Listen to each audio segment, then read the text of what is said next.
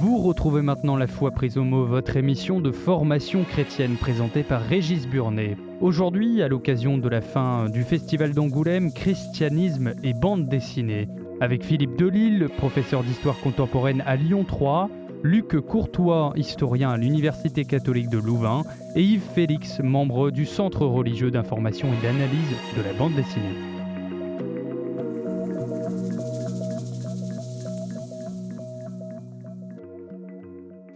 Bonjour et merci de nous retrouver pour La foi prise au mot, votre rendez-vous de formation et de réflexion. À l'occasion du Festival de la bande dessinée d'Angoulême, je vous propose de faire le point sur les rapports entre le christianisme et la BD. On le sait, la BD franco-belge est née dans les milieux catholiques, que ce soit Tintin et le journal de Tintin et Spirou. Comment expliquer qu'il en fut ainsi et quelles furent les conséquences de cette plongée dans les fonds baptismaux catholiques? Aujourd'hui, ces liens existent-ils encore? Y a-t-il une création chrétienne, que ce soit explicitement ou implicitement? Et à cette première série de questions se joint une seconde. Depuis une vingtaine d'années, on a vu se multiplier les BD empruntant à des thèmes religieux comme le Graal, les évangiles oubliés, les 30 deniers de Judas. Alors, comment l'expliquer et qu'en dire? Vous voyez que nous avons de nombreuses questions pour nos invités, et ils sont trois en plus. Bonsoir Luc Courtois. Bonsoir. Vous êtes professeur d'histoire contemporaine à l'Université catholique de Louvain et vous aimez la BD. Voilà, oui. Philippe Delisle, bonsoir. Bonsoir. Vous êtes professeur d'histoire contemporaine à Lyon 3. Vous aimez aussi la BD. Et vous êtes directeur de la collection Esprit BD chez Cartala. On montrera certaines de vos productions. Et puis Yves Félix, bonsoir. Bonsoir. Vous êtes professeur de mathématiques à l'Université catholique de Louvain et vous êtes membre du CRIA BD. Alors, première question, qu'est-ce que le CRIA BD ? Alors, le CRIA BD, c'est le Centre religieux d'information et d'analyse de la bande dessinée. C'est un centre qui se situe à Bruxelles, qui veut promouvoir l'évangélisation par la bande dessinée et qui essaie de donner une place à la BD religieuse à l'intérieur de la bande dessinée et de promouvoir certains albums religieux à contenance plus religieuse à l'intérieur du monde de la BD. Et vous intervenez en marge du Festival d'Angoulême, hein, c'est ça, puisque vous décernez un grand prix. Angoulême a ses prix. Ah oui, a ses prix. Et tandis que le CRIA BD désigne chaque année un prix, le prix de la meilleure BD chrétienne de l'année, et pour nous chrétiennes, c'est la BD qui a le plus de valeur chrétienne. Pas nécessairement la BD qui parle le plus de la religion, oui, mais celle qui peut aider le mieux à se développer en tant que chrétien. Alors, qu'est-ce que vous pensez de mon lancement? Est-ce que vous êtes d'accord que la BD, finalement, a été plongée dans les fonds baptismaux oui. chrétiens? Oui, tout à fait. Donc, Hergé commence dans le Boy Scout belge, qui est une revue du pilier catholique en Belgique. Il va continuer au XXe siècle, qui est un journal clérical belge de l'entre-deux-guerres. Si on prend les premiers albums qui vont reprendre les succès de Hergé, ils sont publiés chez Casterman. Casterman, c'est un éditeur catholique, hein. Pro Deo et Patria, c'était la devise de Casterman, donc c'est tout un programme. Pour Dieu et la patrie. Donc c'est un moyen de diffusion qui est catholique. Et alors, je dirais, il faut aussi parler de toute une série d'organes de diffusion, la croisade eucharistique, qui aura le croisé plus tard, Petit Belge chez les Prémontrés d'Averbeau. Donc le milieu, il est éminemment catholique. Spirou, et puis Tintin, donc Spirou c'est 1938, et puis Tintin en 45. Tintin, c'est le Franche, le Lombard, c'est une maison d'édition normale, mais avec des valeurs qui sont très marquées par Hergé, le directeur, ainsi de suite. Et alors, Spirou, c'est un éditeur catholique du Puy, qui est un patron catholique social, il finance les Salésiens, il est conseillé par un jésuite, donc c'est tout un monde bien déterminé. Alors, si on essaye de l'expliquer, je pense qu'il faut invoquer deux éléments. C'est d'une part l'importance accordée par l'Église à la jeunesse. Oui. Et donc, on développe une rhétorique de la séduction dès le plus jeune âge. Et donc, pour ça, je dirais, il y a des supports, notamment illustrés, et donc qui renvoient aussi, depuis l'imprimerie, à l'image pieuse. Donc, il y a une tradition d'image et d'utilisation de l'image. bande dessinée, c'est un nouveau support texte-image, mais quand même avec de l'image. Donc il y a cette tradition-là. Et il y a des moyens de diffusion qui sont à la portée, puisqu'il y a des revues pour la jeunesse, etc. Donc je dirais, on peut y voir une tradition tournée vers la jeunesse et aussi une tradition de l'image et de l'encadrement de la jeunesse par l'image. Les chrétiens n'inventent pas la bande dessinée. Non, les chrétiens n'inventent pas la bande dessinée. Alors l'invention de la bande dessinée, c'est compliqué. C'est comme l'invention de la peinture, de la littérature. Les théoriciens en discutent. On a pensé longtemps aux États-Unis. On pense plus maintenant peut-être à la Suisse au XIXe siècle. Mais en tout cas, pour reprendre continuer sur ce que disait Luc, dans le moment où elle se développe, dans l'entre-deux-guerres, dans le monde franco-belge, l'heure est à la mobilisation de la jeunesse. D'ailleurs, pas que chez les catholiques, aussi chez les socialistes, à gauche, l'encadrement des mouvements de jeunesse.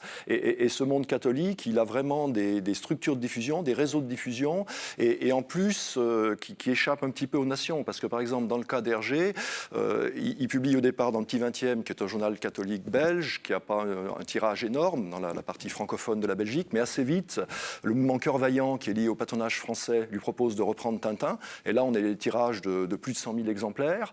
Donc ça va permettre la diffusion en France. Et puis même un journal catholique en Suisse romande va lui permettre d'aller sur ce côté-là. Et cette nature franco-belge de la BD, on va d'un espace francophone à l'autre. Elle est aussi liée à l'existence de ces réseaux catholiques. Et c'est des réseaux qui sont assez innovants à l'époque. Parce que, par exemple, dans les patronages, on va proposer les albums de Tintin aux enfants, mais on va les mettre aussi sous forme de ce qu'on appelait à l'époque des images fixes, c'est-à-dire des espèces de diapositives de chaque case. Et les aumôniers, le jeudi, dans le patronage, ils vont passer ça aux enfants, un peu comme l'ancêtre d'un dessin animé.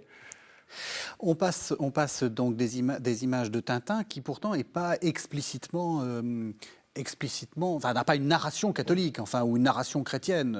Est-ce qu'il y a une littérature qui aussi se met en place, des BD qui se mettent en place explicitement chrétiennes pour exalter les valeurs de la jeunesse et aussi du catholicisme?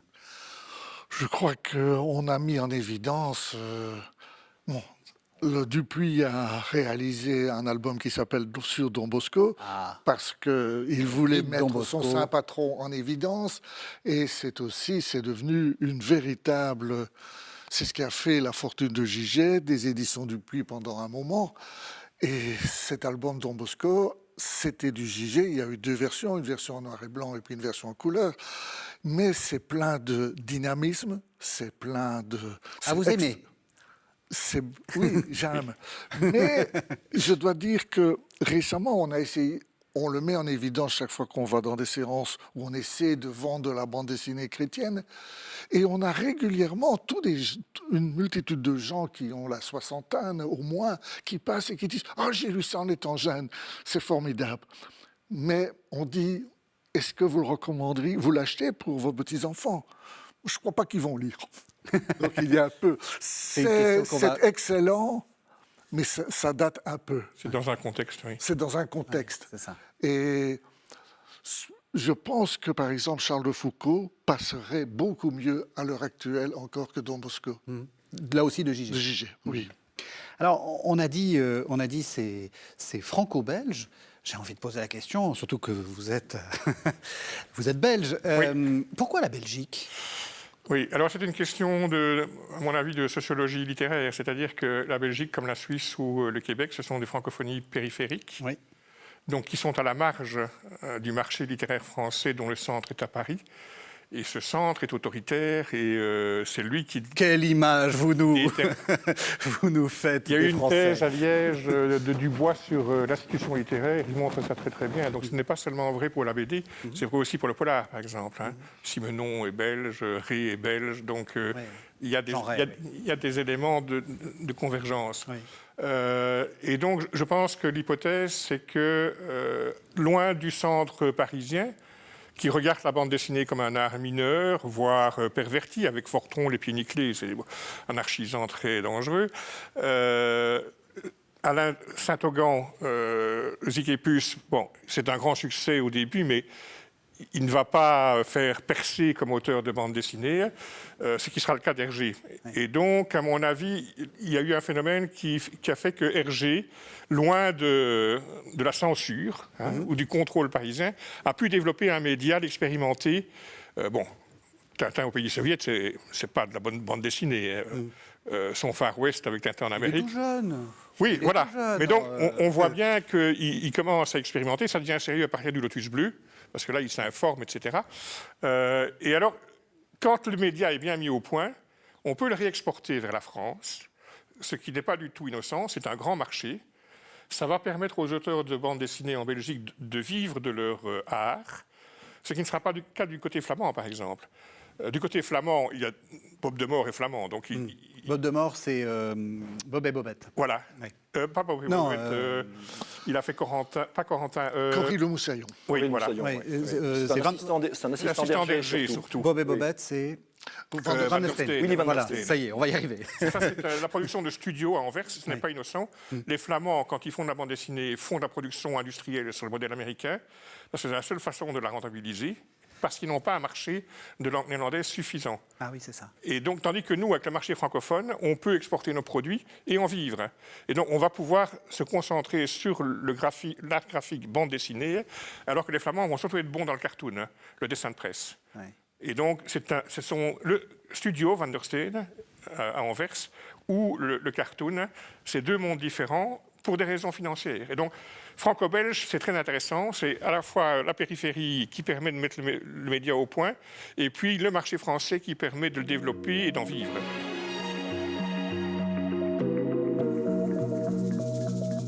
Vous écoutez maintenant La Foi prise au mot, votre émission de formation chrétienne présentée par Régis Burnet. Aujourd'hui, à l'occasion de la fin du festival d'Angoulême, on parle justement de christianisme et de bande dessinée avec Philippe Delisle, professeur d'histoire contemporaine à Lyon 3, Luc Courtois, historien à l'Université catholique de Louvain, et Yves Félix, membre du Centre religieux d'information et d'analyse de la bande dessinée.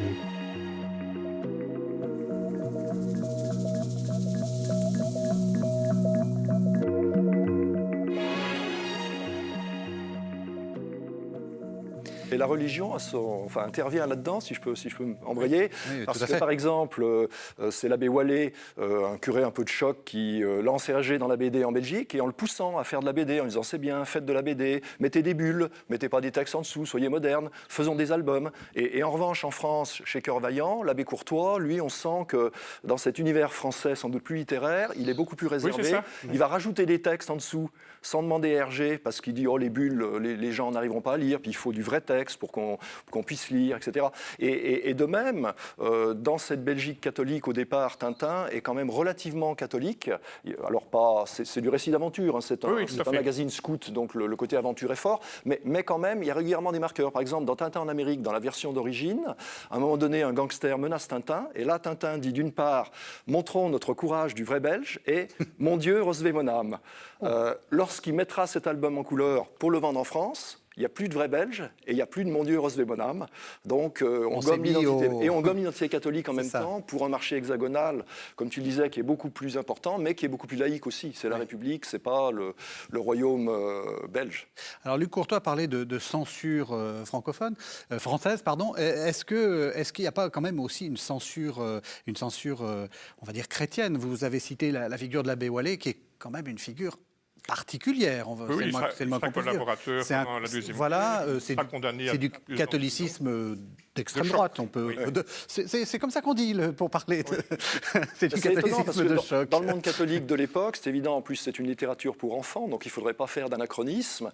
C'est une littérature pour enfants, et puis en plus, à une époque, dans les années 20, 30, 40, même encore 50, où on n'est pas dans la mixité. Donc on a une littérature pour les garçons, une littérature pour les filles.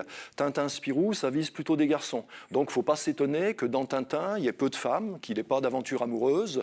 La Castafiore, ce n'est pas un modèle féminin. Mais justement, c'est même très intéressant, c'est une sorte très de exaltant. repoussoir. Oui, et même Jacobs, qui dessinait Blake et Mortimer dans Tintin, disait qu'il ne voulait pas dessiner de femmes. Le seul Blake et Mortimer où on voit une femme sur une case, c'est parce que cette case a été dessinée par un assistant, en fait, qui a rajouté une femme. Il considérait que c'est pour des garçons, il ne faut pas de femmes. Donc il y a cette censure-là qui joue cette espèce d'autocensure dans le monde catholique. Et quand la BD va se développer en France, là, il y aura une autre censure légale des catholiques et des communistes français, ce qui montre que la gauche et la droite ont les mêmes idées pour l'éducation des jeunes, vont considérer que la BD, ça peut être dangereux, notamment la BD américaine, et ils vont instaurer une commission de contrôle. C'est la loi de juillet 49 sur les publications pour la jeunesse, qui existe toujours, même si elle n'est pas activée forcément, et qui fait que, notamment, la BD qui est éditée hors de France, elle est soumise à examen et elle peut être interdite d'importation. Et donc, pour les éditeurs belges, là, ça ajoutait une contrainte, mais là, ça jouait surtout sur... on ne voulait pas de violence. Donc, dans des épisodes de Spirou, par exemple, Franquin va devoir gommer les revolvers des mains des méchants. Et on voit des méchants qui disent les mains, comme s'il y avait un revolver, mais le revolver n'y est plus. Et puis, on ne veut pas de discours trop politiques. Et dans la commission de contrôle, il y a par exemple des communistes. La BD belge d'orientation catholique, elle est souvent assez anticommuniste. Et donc, par exemple, il y a des albums de Bogdani qui se passent dans la guerre de Corée qui seront interdits pendant des décennies. Au nom du marché français. Du marché français. C'est aussi l'époque où on francise certains décors et des costumes de policiers, par exemple. Donc, dans les premiers albums, on a des gendarmes belges. Oui. Et puis, ça à quoi on reconnaît un gendarme belge? L'uniforme était caractéristique avec le képi en arrière, donc on ne sait pas se tromper. Pour pénétrer le marché français, il y a effectivement ça aussi, et les éditeurs, ça le font et le proposent eux-mêmes, dire on va faire de plus en plus des BD avec des héros français. Donc souvent les dessinateurs belges dans Spirou, par exemple la Patrouille des Castors, qui est la grande BD scout, c'est une patrouille française, et ils vivent en France. Quand ils vont au Congo, c'est au Congo français, bien que ça soit dessiné par des Belges et édité dans un journal belge. Mais il faut plaire au marché français. Et alors les Belges, comment ils le vivent? Enfin, je vous pose la question à tous.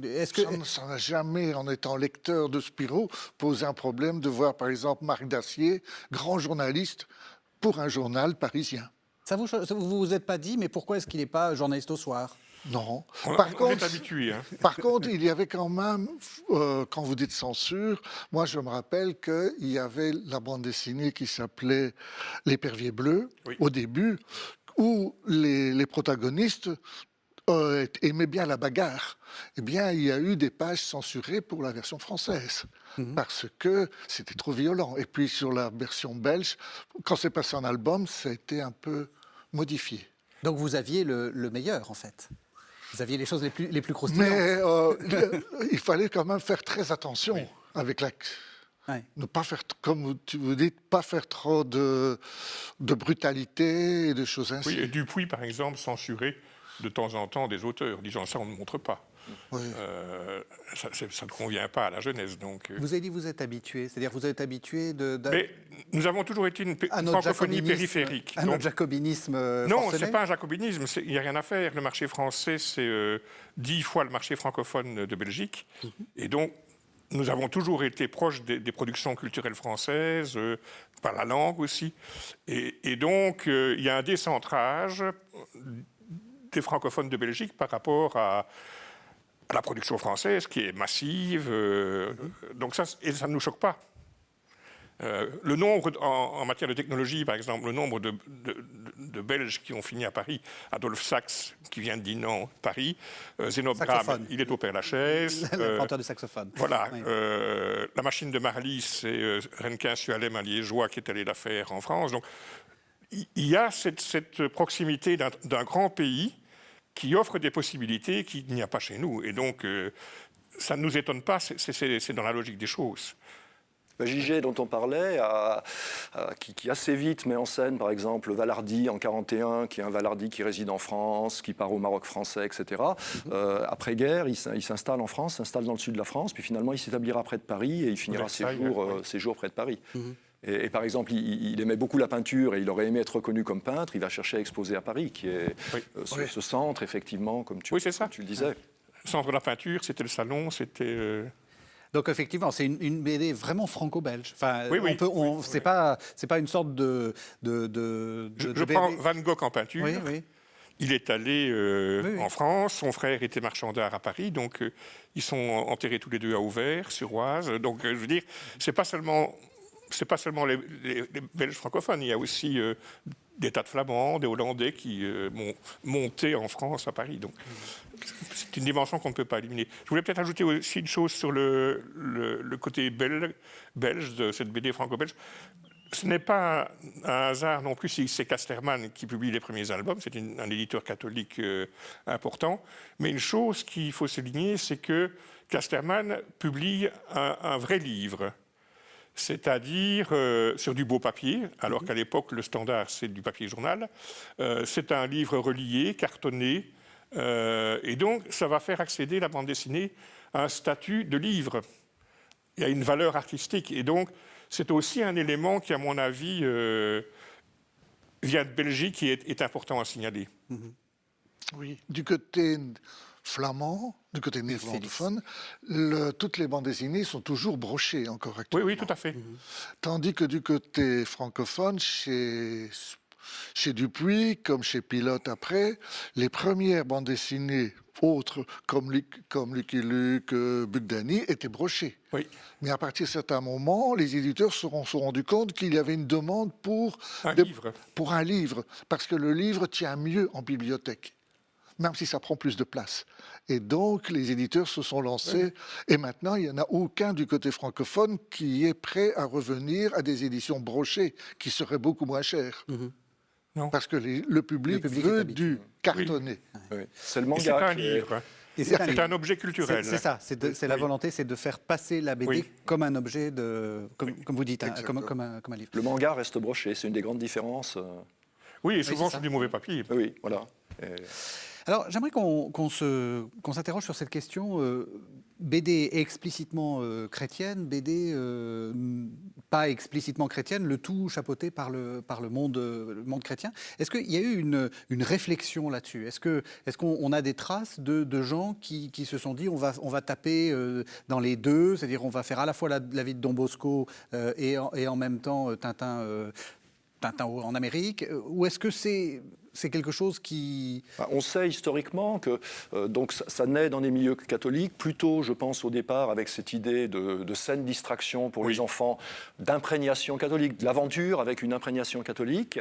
Et je pense qu'au départ, l'Église devait considérer que la BD n'était peut-être pas assez sérieuse pour être un moyen d'évangélisation. Et puis, devant le succès de la BD, notamment, là, c'est le Don Bosco qui est un des premiers éléments qui va en ce sens. La famille Dupuis, qui sont de très bons catholiques, très impliqués. Jean Dupuis, le fondateur, il va à la messe tous les jours quand même. Et, comme tu le disais, il a un conseiller jésuite, etc. Ils vont se dire, est-ce qu'on ne pourrait pas utiliser la BD à des fins d'évangélisation ? Et là, ça va être l'idée de faire une vie de Don Bosco. Là, c'est l'éditeur qui le propose à JG, qui, semble-t-il, n'était pas très chaud au départ parce que ça sortait un peu du cadre de la BD d'aventure, se documente sur le personnage et dit oui, finalement, il y a quelque chose d'intéressant à faire. Lui-même est un croyant, est un catholique convaincu, et ça va lancer ce genre de la BD chrétienne. Et ça va avoir un certain succès parce que la BD marche bien, l'album marche pas mal. Il y a les réseaux salésiens derrière avec leurs écoles qui permettent de le diffuser. Et d'ailleurs, quand Spirou paraît en France en 1946, ils vont remettre Don Bosco pour les Français. Alors qu'il était paru en 1941 en Belgique, ils le remettent pour l'édition française comme une espèce de produit d'appel. Et à partir de là, il y a une espèce d'enchaînement, parce que par exemple, le journal Tintin voudra aussi avoir un peu son Don Bosco, et là, ils vont faire Monsieur Vincent. C'est l'époque où il y a eu le film sur Vincent de Paul, qui est un peu le pendant. Et ça lance la BD chrétienne. Est-ce qu'il y a... Oui. Oui, si on regarde par exemple dans l'entre-deux-guerres les magazines destinés à la jeunesse, comme côté francophone, comme Le Croisé à Namur, où JG commence également, et le Petit Belge chez les Prémontrés d'Averboot, la bande dessinée est antérieure à JG qui va y entrer dans les années 35, plus ou moins, mais je dirais, l'objectif, il n'y a pas de BD religieuse. Il y a une cassure vers 1930, c'est-à-dire que les premiers magazines sont très... Saint-Sulpice, je dirais, avec des choses très religieuses. Et puis, progressivement, ça s'estompe. Et comme dit Philippe, l'objectif, c'est de faire de la distraction saine. c'est pas d'utiliser la bande dessinée comme un support d'évangélisation, de moralisation, etc. Non, c'est amusez-vous gentiment. Et il n'y a pas d'idée de propagande religieuse comme telle au départ. Donc est-ce que ça veut dire qu'il y a quand même cette idée que c'est un art mineur? C'est-à-dire que, bon, on contrôle les esprits. On contrôle les esprits avec peut-être le catéchisme et du texte, donc quelque chose de culturellement valorisé. Et puis bon, voilà, c'est le petit moment. Oui, je pense que ça reste regardé comme un art pour enfants jusque 1950, dans les années 50. C'est ça, c'est Oui. là le C'est tournant. 1959 qui va être le point de rupture. Oui. D'accord. On sent que les créateurs de bande dessinée, des gens comme Franquin par exemple, sont arrivés au bout de la bande dessinée pour enfants. Dans Spirou, il y a le trombone illustré, qui est une aventure de pré-bande dessinée pour adultes. Oui. Et puis, Pilote va développer ce standard-là, et ils vont faire école avec Fluide glacial, Métal hurlant, et des choses comme ça. Ça, c'est la bande dessinée pour adultes. Là, c'est devenu un art d'expression ordinaire pour tout le monde. Mais jusque les années 50, c'est un art pour enfants, et c'est regardé comme tel. Et c'est quoi la différence entre une bande dessinée pour enfants et une bande dessinée pour adultes? C'est qu'on voit enfin une femme dessinée? Notamment. Mais pas seulement. Ça, et puis je pense aussi que c'est ce que tu sous-entendais un petit peu, c'est que vont s'affirmer l'idée qu'on a des créateurs. Et donc du coup, avant, dans la bande dessinée pour enfants, on est dans une littérature de genre, c'est-à-dire qu'on doit obéir à des normes très strictes, il faut que les gentils soient entièrement gentils, les méchants entièrement méchants, on a des scénarios un peu construits qui se retrouvent d'une série à l'autre, d'une aventure à l'autre, tout ça est très normé. Et puis on est dans l'idée d'un artisanat où celui qui le fait n'a pas grande importance. Par exemple, souvent dans la BD, jusqu'aux années 50, les scénaristes ne sont pas mentionnés. Oui. On a le dessinateur signe ses planches, mais on ne sait pas qui a fait le scénario. Parfois, des planches paraissent sans qu'on sache du tout même qui est le dessinateur. C'est le cas de François Xavier, justement, qui est une BD chrétienne faite par un jésuite. Très bonne BD chrétienne parue dans Spirou, assez innovante. Un jeune jésuite, Pierre de Fou, c'est pas signé. On ne sait pas quand ça paraît, on ne sait pas qui le fait. Comme si ça n'avait pas d'importance. Avec la BD adulte des années 70-80, on a des personnalités et puis aussi des styles graphiques qui vont être très innovant, on va reconnaître un certain style, des scénarios plus ambitieux, et donc on passe d'artisans à vraiment des créateurs. Oui, alors il y a des tas d'éléments. On parle de problèmes politiques, on voit des femmes, on parle d'amour, de sexualité. C'est un regard déjanté, tranche de vie de Lausier, Thérèse d'Avila de Bretcher et des choses comme ça. C'est un autre regard sur les choses. Donc c'est devenu un moyen d'expression libre. On peut tout dire avec la bande dessinée. C'est ça. Ce qui n'était pas du tout le cas avant. Oui, puis c'est vrai qu'on peut avoir des personnages féminins. Déjà dans Pilote, c'est Valérian et Laureline. Oui. Il y a des personnages féminins qui rentrent. Blueberry, c'est quand même de l'aventure très dure. Donc on n'est plus dans la littérature pour les enfants. Alors ce phénomène qui a lieu ici dans la bande dessinée franco-belge, il a lieu en même temps aux États-Unis. Parce qu'aux États-Unis, jusque dans les années 30, on a le Superman, on a Prince Vaillant d'Harold Foster et des choses. Et puis en même temps, l'Église se dit qu'il faut occuper, que les jeunes n'ont que cela, donc il faut donc des bandes dessinées, il faut les occuper avec de la littérature sérieuse. Et on crée Catholic Comics, qui va être diffusé dans les écoles catholiques, dans le réseau catholique. Et puis après, il y aura une autre série qui s'appelle Chasse au trésor, Treasure Chest, qui va arriver, qui va être une diffusion dans laquelle il y a des jeux, il y a des commentaires sportifs, il y a des vies d'artistes, mais il y a aussi des biographies religieuses. Et tout ça, c'est uniquement via l'enseignement catholique aux États-Unis. Donc ce sont des revues qui tirent à des centaines de milliers d'exemplaires, qui sortent tous les 15 jours et qui inondent un marché. Là, pour éviter que les gens ne lisent que des Superman, Batman, comme on avait à l'époque. C'est ça. Et ça, c'est arrivé aussi au début des années 40, en même temps que c'est arrivé ici en Europe.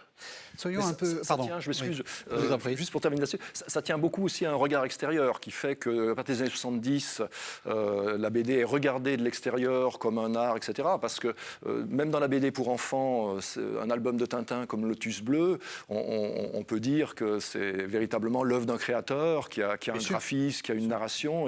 Et maintenant, rétrospectivement, certains albums pour enfants sont regardés comme des œuvres de créateurs très, très importantes. Oui, Hergé, c'est plus le regard de la Bien société. entendu. Je pense qu'on a tous connu ça, parce qu'on est peu ou prou de la même génération. Moi, je me souviens que quand j'étais à l'école primaire, certaines maîtresses nous faisaient comprendre que si on lisait de la bande dessinée, on ne ferait jamais l'étude. Voilà, on lirait jamais de roman. C'était vraiment une espèce de pis-aller pour analphabètes.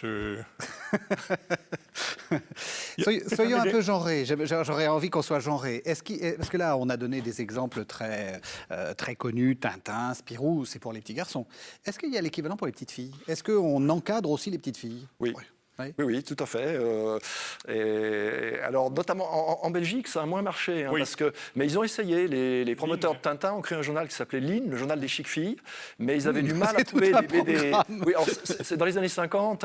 Le journal des chic filles. Une chic fille, c'est la qualité du jeune catholique, du scout, de celui qui va au patro. C'est le chic gars ou la chic fille qui va aider le curé, qui va faire traverser la vieille dame au feu rouge, etc. Mais ils ont du mal parce qu'il n'y a pas beaucoup d'auteurs qui produisent, ils vont prendre de la bande dessinée en Angleterre notamment, et ça va pas très bien marcher. En France, ça marche mieux parce que en France, notamment la presse confessionnelle, elle est aiguillonnée par la concurrence avec le Parti communiste, qui a aussi ses revues. Et là, il y a les mouvements des patros. On parlait de Cœur Vaillant, et donc il y a le mouvement Âme Vaillante qui est pour les filles. Et où là, il y a une revue Âme Vaillante qui, au début des années 50, tire à plus de 100 000 exemplaires.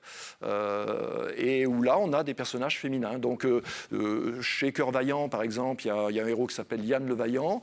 Dans Âme Vaillante, il y a Chantal, qui est une héroïne. Et alors, si on avait une approche genrée, chaque fois, il cultive des valeurs qu'on peut dire masculines ou féminines. Donc Chantal, par exemple, elle s'occupe d'un jardin d'enfants, elle est naturellement infirmière, elle pleure quand elle tombe, qu'elle s'écorche le genou. Et quand elle va visiter une mission chrétienne, par exemple, elle ne va pas aller chasser l'éléphant comme Tintin dans Tintin au Congo, elle va soigner les plaies des petits-enfants, elle va leur lire beaucoup moins drôle, en fait. le soir. Elle est beaucoup moins drôle. Mais j'ai déjà remarqué que donc... Luc Courtois, vous qui êtes un chic gars. Non, ne le répétez pas, mais... en fait, il y a une question encore aujourd'hui de marché. Donc je pense que la bande dessinée touche moins le public féminin encore aujourd'hui que le public masculin. Ça tient au fait qu'on s'est d'abord intéressé, historiquement parlant, aux garçons, que là on a créé un mouvement, un public qui a été beaucoup moins développé du côté féminin. Et donc encore aujourd'hui, je pense que dans ma génération, par exemple, il y avait peu de femmes qui s'intéressaient à la bande dessinée. Et donc peu d'auteurs aussi, parce que tout se tient. Donc, on a moins d'autrices de bande dessinée que d'auteurs. Et donc d'une qualité qui est quand même un peu moindre, pour les filles, fait, moins intéressant. Et la BD pour adultes a quand même souvent été un peu sexiste et complaisante, parce que, vous en parliez, on voit apparaître des femmes, mais c'est souvent des femmes un peu sexy à destination d'un lectorat masculin qui a envie d'un certain de l'air. érotisme. C'est ça. Mais Yves Félix. Vous parliez de Cœur Vaillant, de Dame Vaillante. En Belgique, il y a eu une traduction de Cœur Vaillant qui s'appelait Grand Cœur, qui était diffusée via les églises, dans les paroisses, etc., dans lequel on pouvait retrouver tous ces héros qui se trouvent dans ces revues de Fleurus. Et là, il y avait quand même aussi des personnages féminins, mais au niveau enfant. Il y avait Fripounet et Marisette. Il y avait même de Hergé, Jorisette. Donc, au niveau enfant, on tolérait beaucoup plus les jeunes filles qu'au niveau adulte. Au niveau adulte, à part Chantal, je ne connaissais pas d'autres héroïnes féminines dans ces revues. Évidemment, il y avait ces revues de chez Line où il y avait des héroïnes dont j'ai oublié les noms, qui s'appelaient dans des romans, dans des livres, des histoires qui s'appelaient comme Belle du ballet et des choses ainsi. Mais c'était Là aussi, c'est c'est les stéréotypes. Enfin. C'était du stéréotype pur. Et tandis que, bon, c'est vrai que Chantal, moi j'ai bien aimé sa danse. Dans la jeunesse, Chantal au Katanga, Chantal sur le toit du monde, Chantal au pays de l'érable rouge, tous des beaux titres. Ouais. Et c'était très agréable. Elle faisait le tour du monde, mais là-bas, elle est là pour soigner les gens, pour aider les gens. Elle n'arrivait pas en conquérante. Chantal Okatanga, puisqu'on en parle, vous savez que KTO est très regardé en Afrique. Est-ce qu'il y a les deux nations, hein, la France et la Belgique sont des nations coloniales. Est-ce qu'il y a un regard sur la colonie ou est-ce qu'on exporte dans la colonie? Est-ce qu'il y a un rapport avec... Est-ce qu'il existe des BD africaines? Il y a un rapport qui est lié aussi à l'Église, parce que notamment les missionnaires catholiques qui étaient très, très actifs au Congo belge, où justement la colonisation, plus que la colonisation française encore, considérait que la civilisation qu'on amenait devait être une civilisation catholique. Oui. Donc les missionnaires amènent avec eux les bandes dessinées, notamment ces bandes dessinées avec des références chrétiennes, comme oui. Tintin. On a des photos de missionnaires qui font lire le petit 20e à leurs ouailles congolaises. Et ça va accoutumer une partie de cette jeunesse africaine à la bande dessinée. Et peu à peu, on va avoir des auteurs qui arrivent. Très tôt, dans les années 30, il y a un petit Congolais qui, sous l'égide de missionnaires, va renvoyer à Bruxelles, à la revue qui publiait Tintin, une petite BD inspirée de Quick et Flup, en lingala, donc une des langues du Congo, et ça va être publié à Bruxelles. Et par la suite, il y a des spécialistes qui ont travaillé là-dessus, comme Christophe Cassio.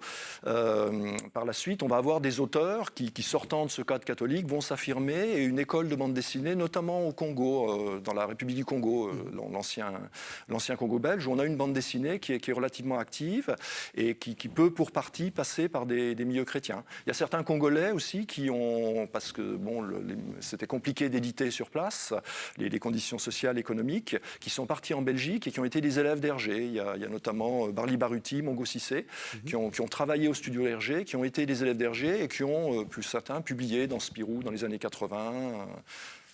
Avec un regard africain? Ou simplement ils étaient africains et ils s'étaient... Alors c'est un des problèmes, c'est qu'il peut y avoir une BD, là c'était souvent des gens qui dessinaient ligne claire, mais on peut avoir une BD, alors il y a toujours en Afrique une BD, et dans pas mal de pays d'Afrique de l'Ouest, une bande dessinée qui est assez dynamique, qui a la difficulté d'arriver à être diffusée en Europe et qui souvent maintenant se ressent sur le marché africain avec des diffusions où on vend sur les marchés, on renéotype les bandes dessinées, etc. Mais on peut avoir des auteurs africains aussi qui avec un regard africain arrive à percer un petit peu en Europe. Il y avait un dessinateur congolais là, qui s'appelle Serge Diantantou et qui lui vient de milieu kimbanguis, donc prophétisme africain, et qui a fait un certain nombre de BD donc, sur Simon Kimbangu et aussi qui avait fait une histoire de l'esclavage qui a eu un certain succès en France et là avec un regard africain, c'est-à-dire que on voyait un village africain et on voyait des Européens arriver avec un bateau et c'était le point de vue africain sur qui sont ces gens qui viennent acheter des esclaves, qu'est-ce qu'ils nous veulent, qu'est-ce qu'ils veulent faire des esclaves.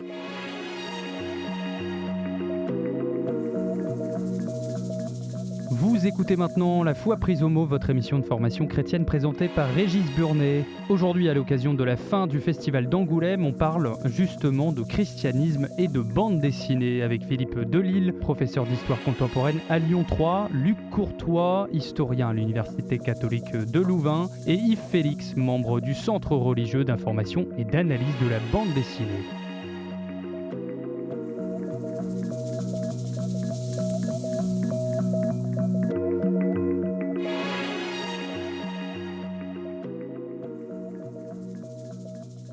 Alors, il nous reste un quart d'heure, donc on va arriver à l'actualité.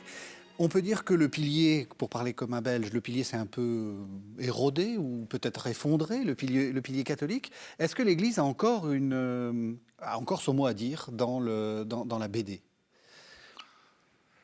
Ça, c'est compliqué. L'Église en tant que telle? Non. Non. C'est un certain nombre d'auteurs qui ont des convictions chrétiennes, des éditeurs qui veulent promouvoir de la bande dessinée chrétienne, et puis il y a un peu les deux. Alors je dirais, par exemple, Dargaud a sorti récemment 3 albums dessinés par Martin Jamard et scénario de Jean Dufaux, donc quand même des grandes pointures, Oui. respectivement sur Monsieur Vincent, sur Charles de Foucault et sur Matteo Ricci. Dans les 3 cas, il ne s'agit pas d'hagiographie, mais il s'agit de présenter une partie, un moment de l'histoire de ces personnes et par une partie de cette histoire, essayer de faire ressortir la personnalité de la personne et son œuvre, ce qu'il a réalisé pendant cette période. C'est ça. On fait donc on est bien dans le cadre à la fois de chacun des personnages, mais il y a une petite histoire qui est mise, qui permet de me faire ressortir le charisme de la personne. Quelle est la différence avec la vie de Don Bosco? C'est justement de Gigé. C'est la vie. On a renoncé à la vie. Dans ces 3 cas-là, par exemple, Matteo Ricci, il est né en 1559. On commence à parler de lui en 1601, quand il arrive à la cour à Pékin, dans l'enceinte de La cité interdite. la cité interdite, où il restera 9 ans. Mais là, on explique que l'histoire est basée sur le fait qu'il souhaitait rencontrer l'empereur, il n'arrivera jamais à le rencontrer. Mais à partir de là, on fait toute une histoire qui permet de le montrer, de l'entendre dire « je vais à la rencontre de cette culture, j'essaie de voir ce qu'il y a de bien dans Confucius ». Il dit des paroles, et puis son interlocuteur dit « c'est votre Dieu qui dit ça ». Non, c'est dans Confucius. Mais mon Dieu aurait pu le dire aussi. Donc il essaie de faire le passage, lui, entre cette civilisation européenne et la civilisation chinoise. Et c'est très bien rendu dans cet album. Et ça, ce sont des bandes dessinées chrétiennes qui sont chez un grand éditeur, Dargaud par exemple. Il y en a d'autres, plus récentes. Alors vous avez... Alors, par exemple, il y a Poverello. Alors, Poverello, c'est chez Bayard, et ça raconte l'histoire d'un acteur qui a une vie dissolue et à qui on propose de jouer dans un film le rôle de Saint François d'Assise. Alors, il hésite et finalement, il accepte. Et alors, dans la bande dessinée, on voit sa vie et puis on voit des périodes de tournage. Et au fur et à mesure qu'il rentre dans le personnage de Saint François pour le tournage, il change. Lui-même change, et on voit par ses réflexions qu'il a changé toute sa vie et qu'à la fin, sa vie est tout à fait différente qu'au début. Et donc, c'est une manière de montrer que bien comprendre, par exemple, la vie de Saint François et ses paroles permet de changer notre conception du monde. Donc ça, c'est une bande dessinée chrétienne sur Saint François, mais qui n'est pas une hagiographie.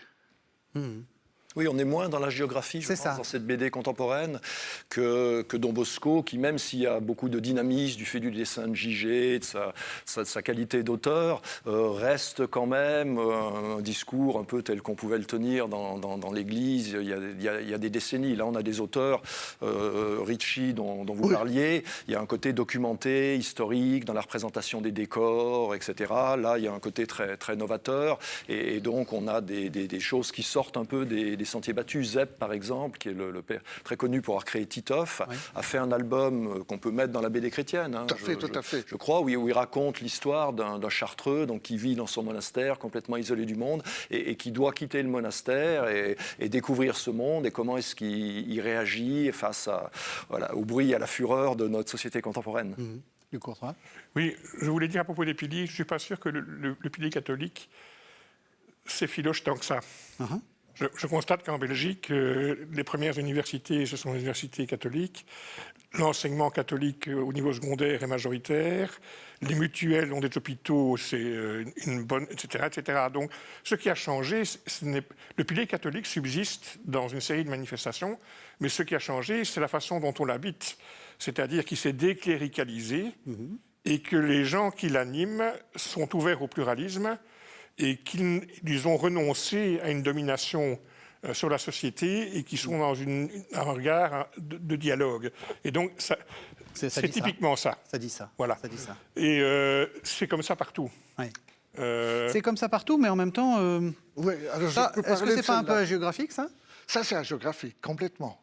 C'est un monsieur, Carlo Acutis, qui est né au XXIe siècle, qui est décédé d'une leucémie foudroyante à l'âge de 15 ou 16 ans, 15 ans, oui. 15 ans. Alors, la bande dessinée est hagiographique, mais quand même, en lisant ça, je me suis dit, c'est quand même, j'ai appris à connaître le personnage. Et ce petit garçon, à l'âge de 10 ans, il va à la messe tous les jours, et puis après, il va à l'école. Et à l'école, on lui dit, mais qu'est-ce que tu allais faire là-bas? Il dit, j'allais voir Jésus. Jésus, c'est mon ami. Et si tu as un ami, tu vas le rendre. C'est normal pour moi. Et il parle, il dit, il est fier d'aller dire bonjour à son ami. Et il dit, bon, c'est comme si toi, tu es ami avec un joueur de foot comme Mbappé. Tu vas dire à tes copains, c'est mon ami, j'ai envie d'aller le voir. Et moi, je dis, il dit, lui, c'est la même chose, j'ai envie d'aller voir Jésus. Donc, il y a un peu cet aspect, un peu qui revient souvent dans cet album, qui m'a interpellé et qui peut interpeller. Il y a aussi l'autre chose que l'on explique dans l'album, c'est que quand il rencontre d'autres personnes, systématiquement, il fait attention à l'autre personne. Et l'autre personne se sent écoutée. Et donc, il rayonne autour de lui. Et on explique à la fin que lors de son enterrement, il y avait des milliers de personnes. Et tout le monde se disait, mais d'où viennent toutes ces personnes? Où est-ce qu'il a rencontré toutes ces personnes? Ce que je trouve intéressant, c'est qu'effectivement, c'est très hagiographique et ça, le style ressemble un peu à du JG, alors que là, on voit bien Même des différences, à mon avis, importantes. C'est que le Poverello, mais surtout, par exemple, les albums de Dufaux chez Dargaud, sur Ricci, sur Vincent, ça a été diffusé dans toutes les librairies à très grand tirage, et ça témoigne de ce pluralisme. Il y a une identité catholique, mais qui est très, très ouverte. Je pense que la BD un peu hagiographique, là, elle doit être diffusée peut-être dans le réseau des procures, mais en tout cas dans des réseaux marqués par une identité catholique assez forte et avec des tirages moins importants. Bien sûr. Et sur Carlo Acutis, il y a une autre bande dessinée qui est sortie cette année-ci. En français, il y en a plusieurs en italien, partout. Ça fleurit un peu partout. Et je dirais que derrière la géographie, les dates que j'ai oubliées, les personnes qu'il a rencontrées, ça j'ai oublié, c'est la personnalité de la personne que j'essaie de retenir. Donc je me dis que dans d'autres hagiographies, on peut les lire de deux manières. Soit on regarde comme cela a été voulu, avec tous les aspects, décoration, histoire, date, etc. Soit on se dit, je le lis pour essayer de comprendre la personne qui est là. Donc on peut avoir deux lectures.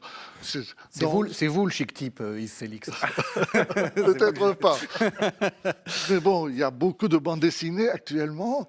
Alors on estime qu'en bande dessinée chrétienne, c'est négligeable par exemple dans le marché global. Le marché global, c'est je ne sais pas combien, plusieurs milliers de bandes dessinées par an. Les bandes dessinées chrétiennes, c'est une vingtaine par an. Mais dans la vingtaine, c'est comme ailleurs. Oui, il y a des choses bien. Il y a des choses bien qu'on essaie de mettre en évidence. Bon, il y en a 3 à 4 par an qu'on essaie de mettre bien en évidence. Le reste est intéressant. Oui, c'est gentiment dit. On arrive presque à la fin de l'émission. J'aimerais vous poser la question de la récupération aussi peut-être pas des valeurs chrétiennes, mais des symboles chrétiens. Qu'est-ce qu'il faut en dire? Je veux dire, Black et Mortimer, les 30 deniers de Judas, le succès de toutes ces BD où on voit des Templiers, etc. Mais il n'y a plus vraiment de valeurs chrétiennes derrière. Qu'est-ce que ça dit? C'est du folklore? Là, c'est plus une mode, style un peu Da Vinci Code aussi, pour tout ce côté occulte, etc. Et là, effectivement, c'est ce que disait Yves, et c'est ce qu'a bien dit Roland Francard, là, qui avait fait un livre qui est vraiment une base sur la BD chrétienne, c'est que ce qui définirait la BD chrétienne, c'est qu'elle est en phase avec le message évangélique, elle cherche à diffuser les valeurs chrétiennes. Lorsqu'on mobilise des symboles chrétiens, on n'est pas du tout nécessairement dans une BD chrétienne, et effectivement, c'est une veine qui a un certain succès. Il y a un peu l'équivalent avec des séries style Da Vinci Code sur des histoires de secrets du Vatican, de tombe de Jésus a-t-il un frère, a-t-il oui, c'est le goût du merveilleux, et c'est ce goût du merveilleux, de l'exotisme, du secret.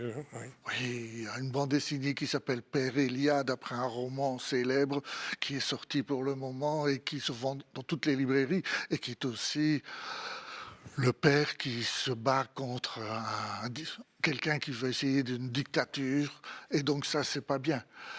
Mais pour revenir à ce que tu disais, sur l'ensemble de la bande dessinée, au CRIA BD, notre responsable, Roland Francard, a écrit une biographie, une histoire de la bande dessinée qui contient énormément de choses, et elle est publiée chez toi. Alors, bah oui, chez vous. Donc, vous êtes, je l'ai dit, responsable d'une collection chez Cartala.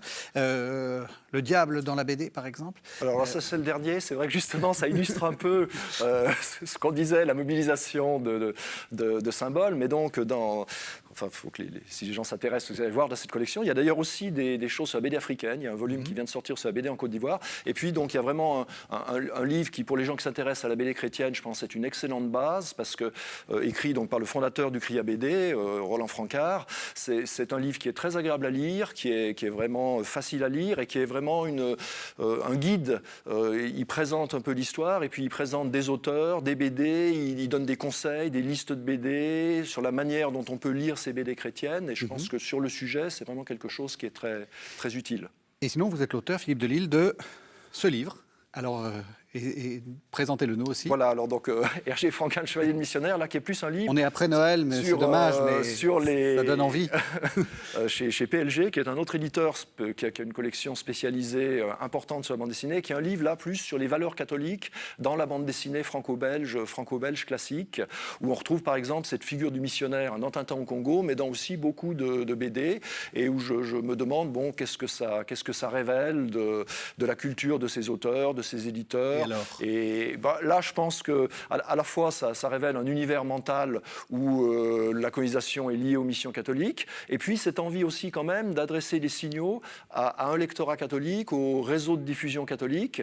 Donc le fait de mettre de temps en temps dans un album qui est un album plutôt d'aventure, un petit symbole chrétien, ça va permettre d'être diffusé par les patronages, par les scouts, dans les écoles catholiques, et ça c'est important à l'époque, hein, jusque dans ces années 50. Il pouvait y avoir aussi une censure et des surprises de ce côté-là. Quand en 1946 est lancé le journal Tintin, les promoteurs de Tintin n'avaient pas fait attention, ils avaient mis un conte tiré de Voltaire.